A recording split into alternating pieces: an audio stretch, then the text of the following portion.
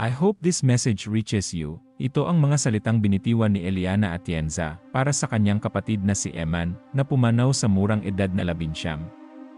Sa likod ng simpleng mensaheng iyon, naroon ang bigat ng isang pusong wasak sa pagkawala ng taong pinakamamahal.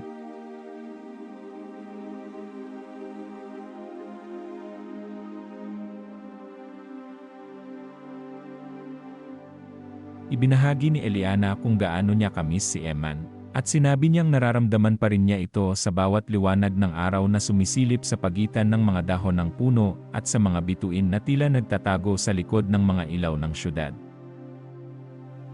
Ikinuwento rin niya na noon ay plano nilang magtulungan upang makabuo ng mas magandang mundo kung saan makakapaglaro ang kanilang mga anak at maaari silang tumawa ng sabay, dala ang kasiyahang na ipaglaban nila yon para sa susunod na henerasyon.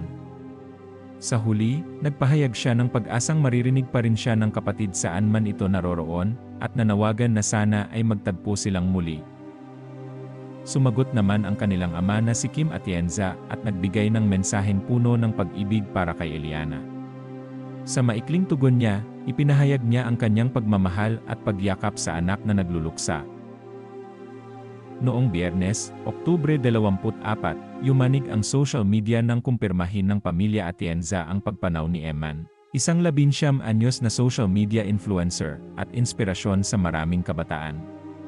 Kilala siya sa kanyang masayahing personalidad, pagiging totoo sa sarili, at sa mga post na nagbibigay pag-asa sa mga taong nakikipaglaban sa mga suliraning pangkaisipan.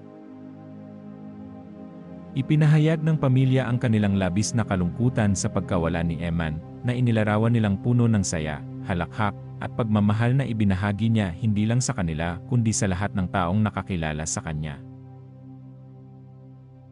Para sa kanila, si Eman ay may kakaibang kakayahang ipadama sa bawat isa na sila ay mahalaga at nauunawaan. Bukas siya sa kanyang sariling mga pinagdadaanan, at sa ganitong katapatan, marami siyang natulungang makaramdam na hindi sila nag-iisa. Hiniling din ng pamilya na alalahanin si Eman sa pamamagitan ng pagpapakita ng kabutihan, tapang, at malasakit sa araw-araw. Ayon sa kanila, iyon ang mga katangiang tunay na sumasalamin sa kung sino siya bilang anak, kapatid, at kaibigan. Habang patuloy na nagluluksa ang pamilya Atienza, patuloy din nilang ipinagdiriwang ang buhay ni Eman. Sa mga larawan, video, at mensaheng ibinabahagi ni Kim at Felicia, makikita ang kanilang pagmamahal at pagnanais na manatiling buhay ang alaala ng kanilang anak. Para sa kanila, mas mahalagang tandaan ang kabutihang iniwan ni Eman kaysa sa sakit ng pagkawala. Si Eman, bukod sa pagiging influencer at modelo, ay naging tagapagtaguyod ng kamalayan sa mental health. Sa kanyang huling post noong Setyembre, ibinahagi niya ang bigat ng pressure sa social media at ang pangangailangang magpahinga paminsan-minsan. Noon, ang mga salitang iyon ay payo lamang, ngunit ngayon ay nagsisilbi itong paalala sa lahat na sa likod ng mga ngiti at magagandang larawan ay maaaring may mga sugat na hindi nakikita. Ang kwento ni Eman ay hindi lang tungkol sa pagkawala kundi tungkol din sa pag-ibig, pag-asa, at pag-unawa. Sa bawat bituin sa langit, marahil ay nariyan siya, nagniningning pa rin, nagbabantay, at nagbibigay liwanag sa mga naiwan niya sa lupa.